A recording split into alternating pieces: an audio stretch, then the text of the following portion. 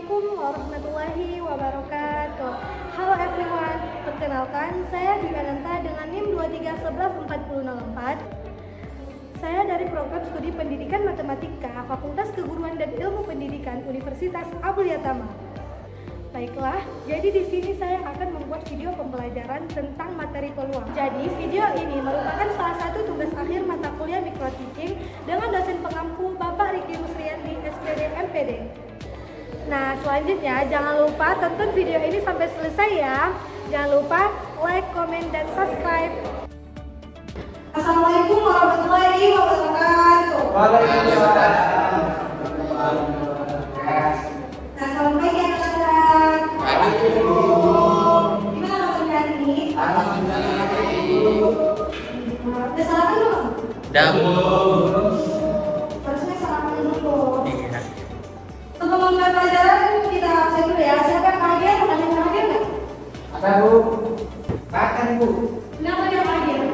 Katanya kayak begini Bu. Oh, ada lain nggak? Ada Bu. Atau hadir semua? Baiklah, sebelum mulai pelajaran, kita kita berdoa dulu. Ketua kelas boleh beri pimpin doanya. Baik, sebelum kita memulai pembelajaran hari ini, alangkah baiknya kita berdoa dulu. Berdoa dimulai. Bismillahirrahmanirrahim. Rabbi zidni ilman warzuqni fahman. Nah, jadi pada pertemuan kali ini kita akan membahas tentang materi peluang. Sebelumnya kalian ada yang tahu nggak apa itu peluang? Tahu, Apa itu peluang? Jadi, kemungkinan terjadinya satu kejadian. ya, benar. Benar betul. Oke, kita akan lanjut ya. Nah, yang pertama itu pengertian dan rumus peluang. Peluang atau probabilitas adalah ukuran kemungkinan terjadinya suatu kejadian yang dinyatakan sebagai perbandingan antara banyaknya hasil yang diharapkan atau kejadian tertentu dengan banyaknya seluruh kemungkinan hasil yang dapat terjadi dari suatu percobaan. Jadi intinya peluang itu suatu kejadian yang akan terjadi dari beberapa percobaan yang kita coba.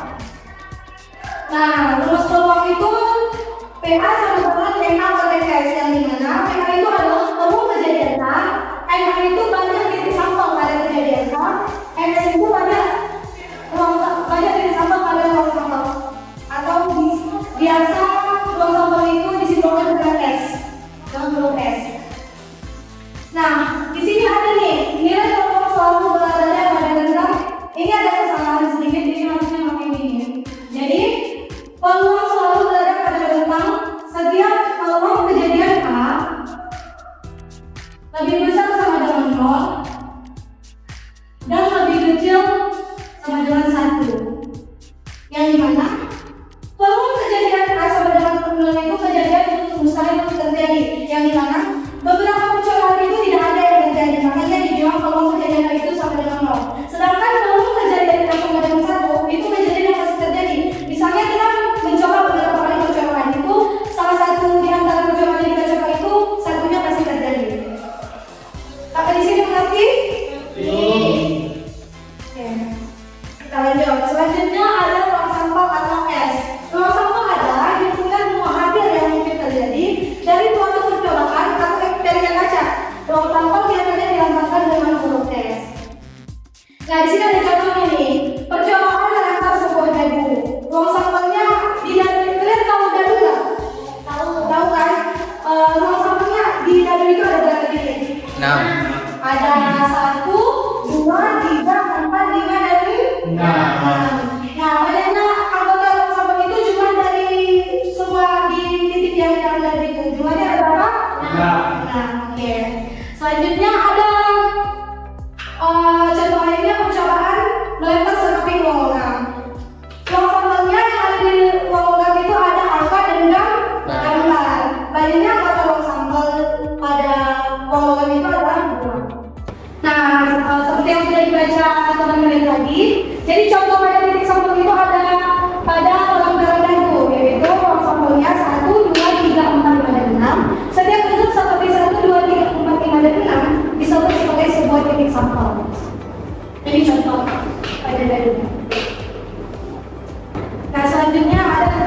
atau event. Kejadian atau event adalah himpunan bagian subset dari ruang sampel S. Suatu kejadian dapat terdiri atas satu titik sampel atau lebih, dan biasanya dalam tempat dengan huruf kapital seperti A, B, atau C. Nah, di sini ada contohnya ini A sama dengan 2, 4, dan 6. Dua pada ini contoh ruang sampel dari dadu yang bilangan benar.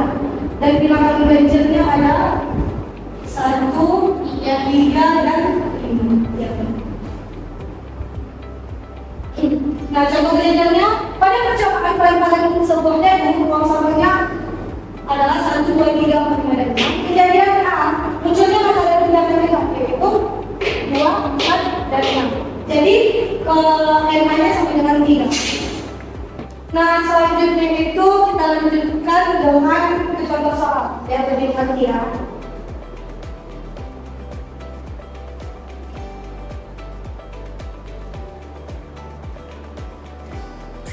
Contoh yang pertama itu sebuah dadu dilempar 1 kali, tentukan peluang munculnya mata dadu bilangan prima. Yang kita ketahui tadi ruang sampel di dadu itu ada apa saja? 1, 2, 3, 4, 5, dan 6. Jadi jumlah ruang sampelnya atau NS sama dengan 6. Nah, kejadian hanya atau bilangan prima. Bilangan prima ada tahu nggak? Apa itu bilangan prima? Apa? Bilangan prima itu adalah bilangan yang habis dibagi dengan 1 dan diri sendiri. Oke, benar. Nah, jadi kejadian A atau bilangan prima itu sama dengan 2, 3, dan 5. Karena ini kan bisa dibagi dengan dirinya sendiri dan habis dibagi 1. Jadi NH-nya itu sama dengan 3 karena 1, 2, 3, dan 5. Ada 3. Jadi langsung selanjutnya kita masukkan ke rumus. Peluang kejadian A.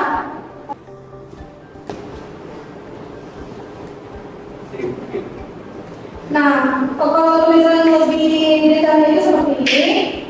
Selanjutnya kita masukkan rumus peluang.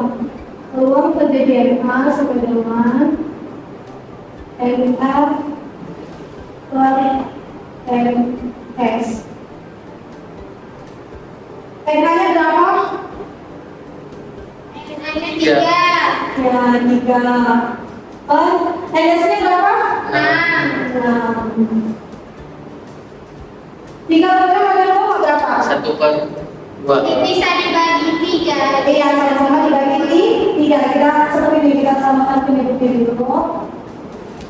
3 dibagi 3 per 6 dibagi 3 sama dengan 1 per 2. Jadi 3 per 6 itu sama dengan 1 per 2. Oke. Ini dulu. Nah, selanjutnya itu kita lanjut ke contoh soal yang kedua. Di sini ada sebuah kotak berisi 4 bola merah dan 6 bola putih. 1 bola diambil secara acak, tentukan peluang terambilnya bola merah. Nah, caranya itu seperti ini. NS-nya dulu, yaitu NS sama dengan 10. 4 ditambah 6 sama dengan 10. Sedangkan NK-nya itu sama dengan 4. Nah, selanjutnya jika sudah dapat nilai NS dan NH-nya, kita masukkan rumus peluangnya, yaitu peluang kejadian A sama dengan NA per NS. Itu nilai NH-nya berapa? 4. Nilai NS-nya sama dengan 10. Nah, yang berapa? 4 per 10 ini berapa? 2 per 5. Ya. Kenapa 2 per 5? Sama-sama dibagi 2. Ya, betul. Sama-sama dibagi 2. Kita samakan penyebutnya dulu, yaitu 4 dibagi 2 per 10 dibagi 2 sama dengan 2 per 5. Jadi 4 per 10 itu adalah 2 per 5. Nah, jadi sekian pertemuan kita pada hari ini. Beberapa kita lanjut pada materi frekuensi harapan dan komplemen peluang. Terima kasih. Assalamualaikum warahmatullahi wabarakatuh. warahmatullahi wabarakatuh.